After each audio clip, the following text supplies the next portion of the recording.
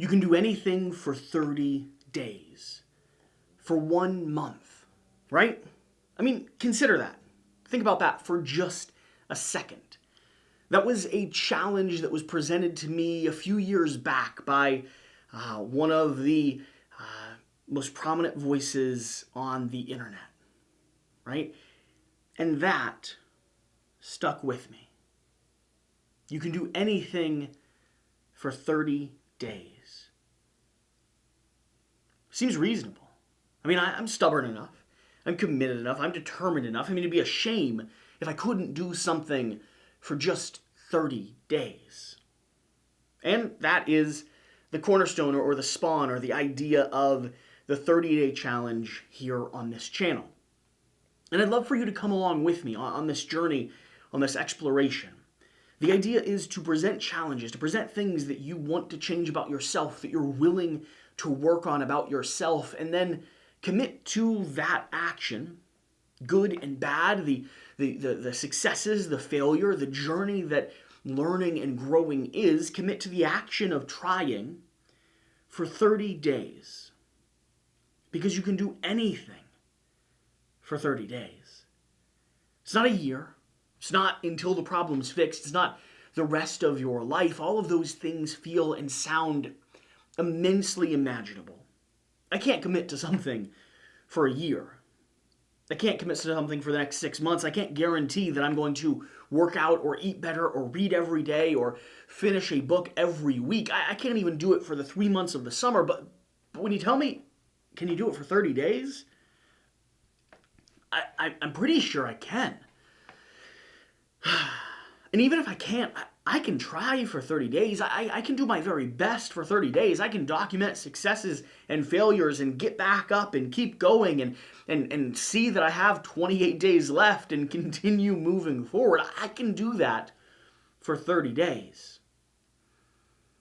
And the cool thing is, the exciting thing for us is, if you can do it for 30 days, that's enough to build a habit, enough to see improvement, enough to start down the process, work across the line to begin fixing whatever it is about yourself that you'd like to improve. I did a list video about a week ago talking about 5 things I don't like about myself. And those are the premise, they're the framework, they're the concept behind the 30-day challenge. Now, in the future, I think I might take and apply this challenge to artwork or reading or writing or things that I want to develop, skills that I'd like to have, juggling, right? Can I practice juggling for 15 minutes a day? Can I learn how to skip or snap my fingers or whistle? I mean, what can I do? What can I improve? Who can I become if I take everything in 30-day increments and to ask myself, what am I bothered by? What would I like to know? What skills would I like to have? Personal traits I'd like to develop? Where am I less of a person than I could be? Because you are. To be fair, I mean, you are a joke of the type of person you could be one day, which should be an exciting thing to acknowledge. I remember hearing that for the first time coming from Jordan B. Peterson, who's also the figure that told me about the concept of 30 days. And he presented this argument as such. It is a horrendous thing to tell someone who is depressed or emotionally unstable or in a hard situation, living life that is punctuated by, that is a constant state of suffering. It is a horrible thing to tell them that they are perfect, that they are who they are meant to be, that they are perfect just the way they are. What a horrendous thing to tell someone like me who deals with anxiety and depression. And there are moments where I am convinced, or doing my best to convince myself, that this is not the way life will always be. And then to have someone say, well, you shouldn't be upset. You're okay. You're amazing. You're perfect just the way you are. No, I'm not. I'm some shadow of the person that I could be. I hope in 10 years the person that I am is a substantial improvement on the person that I am now, because I know for a fact the person I am today is an amazing improvement on the person I was 8 and 10 and 15 years ago. And if that development stops, well then I don't know that I am content with just being 100% who I am now. I like myself because I'm improving. So you and me, we are jokes and shadows and visages of the type of person we could become, and that is a exciting thing to know. If you're a bad artist right now, if you don't read books right now, if you're heavier and overweight right now, that is not who you have to be. And it starts with identifying what is bothering you, or what you'd like to learn, or who you'd like to become, and then telling yourself, or committing yourself to the idea that you can do anything for 30 days. It's not that big of a deal. And if you don't like it, well, then there's no skin off your bones, right? If it's not sustainable, that's enough time to pick yourself up and try again. And the odds are you will fail multiple times in this journey. And I will let you know all of the times that I let myself down and I stumbled along the way. But gosh darn it, I can at least try for 30 days. And that 30 days starts to set the framework for the person that you could become. If I spend 30 days working on something and I carry those traits forward and I commit and I keep building and I keep developing and I keep doing this challenge with you, this conversation with you, this concept that 30 days turns into a year, turns into 5 and 10, and then it turns into you.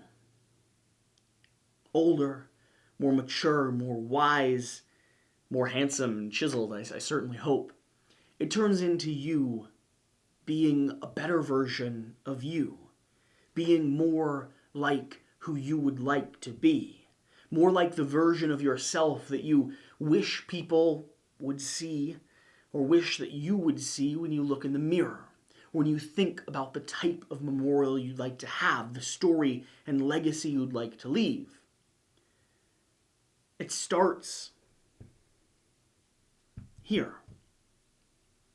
I remember hearing that phrase. Just the laughter coming alongside of it. You can do anything for 30 days. And I thought to myself, yeah, I mean, it doesn't feel overwhelming. I certainly hope it's true. And it'll be very interesting to discover if it is. Because what if I can't do something for 30 days? What if I'm unable to? Well, then I'll start with 10, and I'll fail, and I'll try again, because now there's only 20 days left, and I can do anything for 20 days. And if I fail 15 into those, well, then I'll stumble a little bit, and I'll get back up, and, well, I'll start again, because there's only 5 days left, and by the end of that 5 days, I will have done something for 30 days. It's not about being perfect. It's not about crossing the finish line or accomplishing everything you set your mind to. It's about being accessible. It's about change starting with the simplest thing, with the thing that you're willing to identify and willing to do. So ask yourself, and start this challenge with me. What would you like to be? Who would you like to be? What would you like to change, develop, grow? What are you unhappy with at the moment about yourself? Who do you not want to be in the future?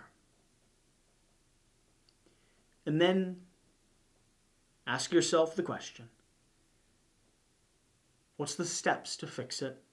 And are you willing to do them for 30 days? And if the answer is no, reevaluate and determine something else that you are willing to accomplish, that you think you can do for 30 days, because I don't want you to attempt anything that your gut answer says you're not going to do. You're not willing to at the moment. Like, for me, biting my fingernails.